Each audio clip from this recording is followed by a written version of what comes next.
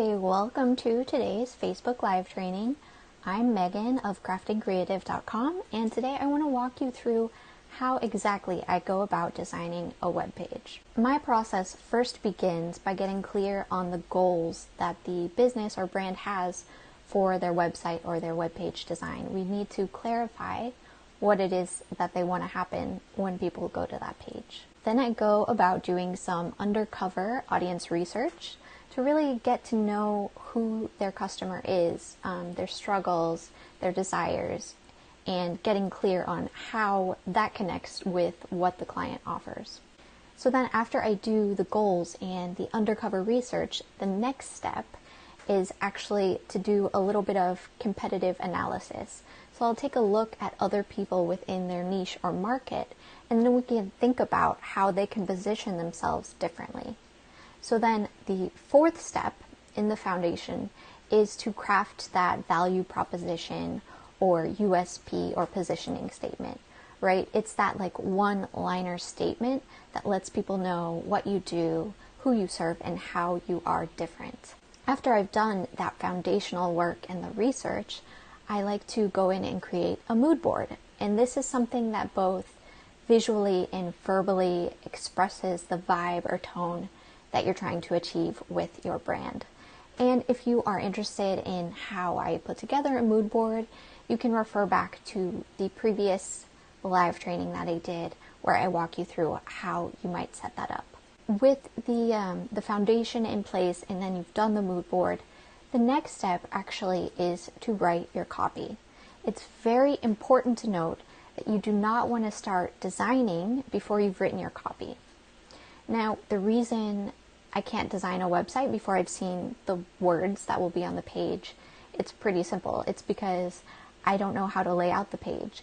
I don't know what images to curate to add to that content because I don't know what that content is going to be. So if you try to start with the design before you've seen the words, it's not going to be as cohesive or as powerful as it would be if you just start with the copy first. And this is also why I recommend that people don't go into Squarespace and try to find a template based on, how that template looks. Don't go into it with these like aesthetic preferences in mind, because you're going to completely scrap what they have in the template and start fresh based on your own content. And the same is with WordPress. I recommend that people don't just buy a beautiful theme because their own content should dictate the layout and the look and the feel of the website. Because it would be super boring if I were to start designing from scratch here on the live stream, I've actually already designed a page, and I'm just going to walk you through my thought process there and how I go about designing the page to begin with. So let me share my screen and I will show you the copy that I was starting with.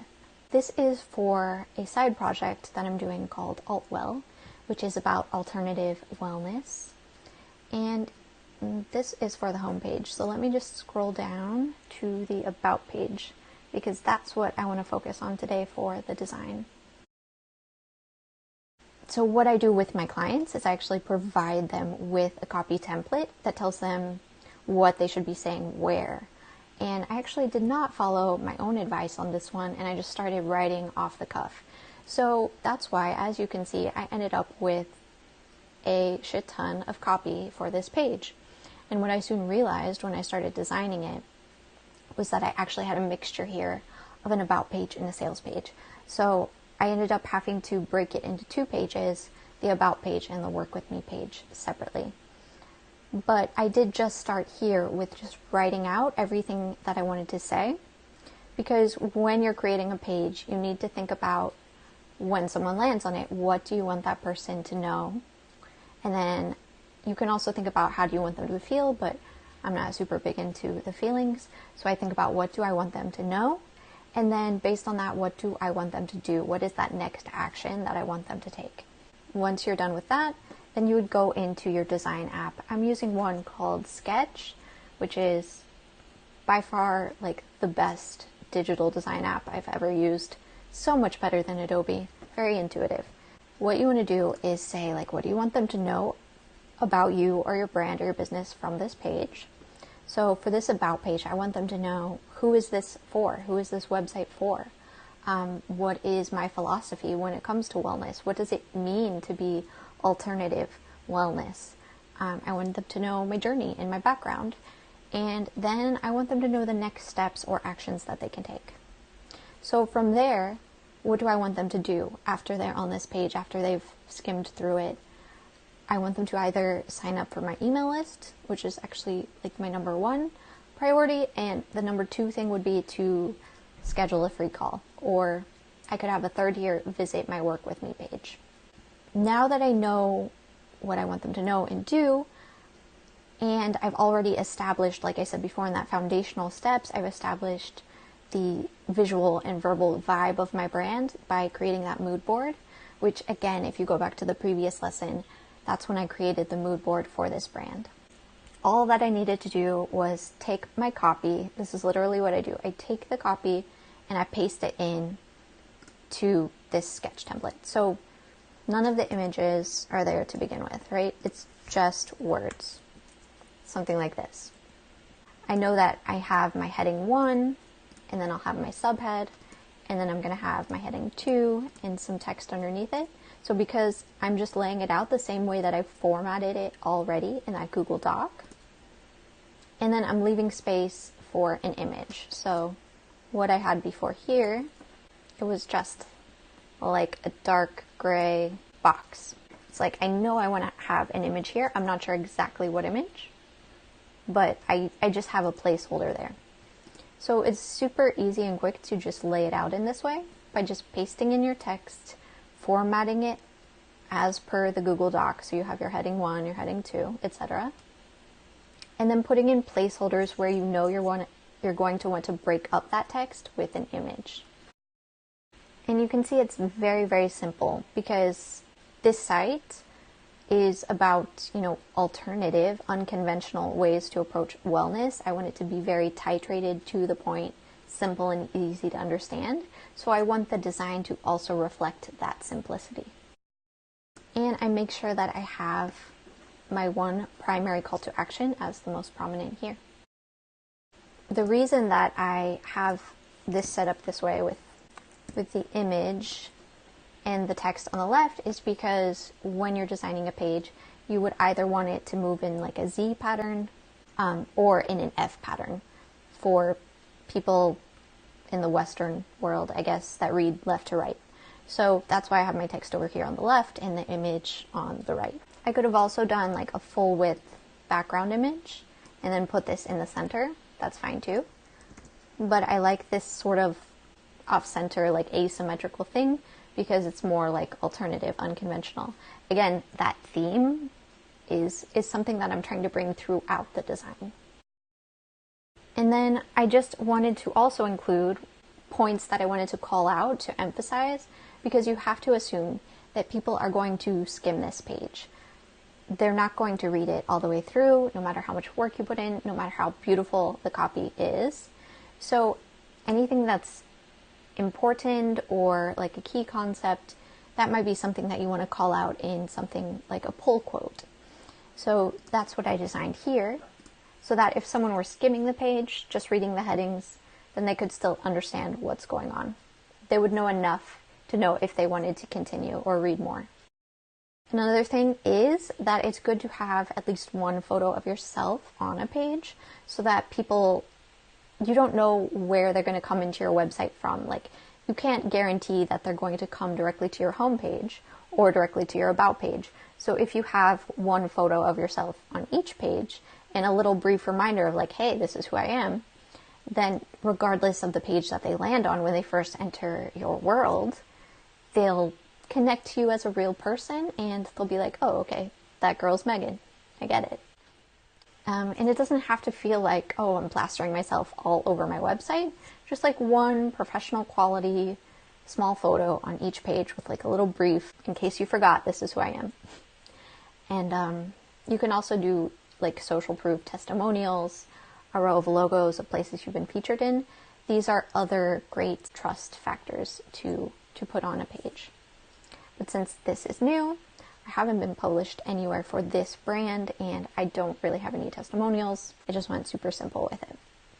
The other thing to point out is because I am offering a free opt-in incentive to get on my list, it's a great idea to display what that looks like. So the idea is you want to minimize any points of friction. And one potential point of friction is, I don't know what's going to happen when I click that button. So one way to minimize it would actually be to put the full form right there. First name, email address, button. That way there's no hesitation or doubt. It's like, okay, I see, I put in my first name, my email, I click the button, that's it.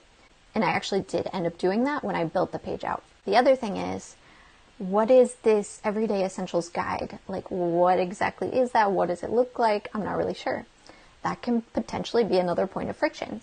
So if you just display a mock-up of it, which I just took screen grabs of the title page and a secondary page, brought them into Sketch and added a shadow effect. Super simple. You just include a mock-up of it, then you're, again, reducing that doubt or friction. It just makes it a tiny bit easier for them to make that conversion. And you'll notice that I have this as the primary call to action on the page. I don't have a lot of other buttons. I don't have a lot of other links for them to click. It's really, really focused on that single primary conversion that I want them to take. So again, thinking about what I want them to know on the page, what I want them to do after they've viewed the page, and then laying it out in as simple a manner as possible, keeping in mind how people read from left to right, so following that F pattern or that Z pattern on your page, putting a little background color to block up chunks of text. Here I could have done 2 paragraphs like top to bottom, but I did it left to right because it's just making it less of like a wall of text and making it easier for people to skim, easier on the eyes. It feels more open and airy. Here in the bullet point section, I've actually bolded the significant portions of each bullet so that when people are skimming, they can just read, okay, struggle with willpower and motivation, got it. Flop down in front of Netflix and order takeout, got it. So I'm making it as easy as possible, like again, reducing the friction so that they can understand what the page is about, know what I need them to know so that they can take that step of signing up for the list. So that was an overview of how I design a page. And again, I would say 80% of the effort really goes into that foundational work up front, getting to know the goals of the brand, getting to know their clients, understanding what makes them unique, finding that spin, like mine is the alternative thing for this brand, right?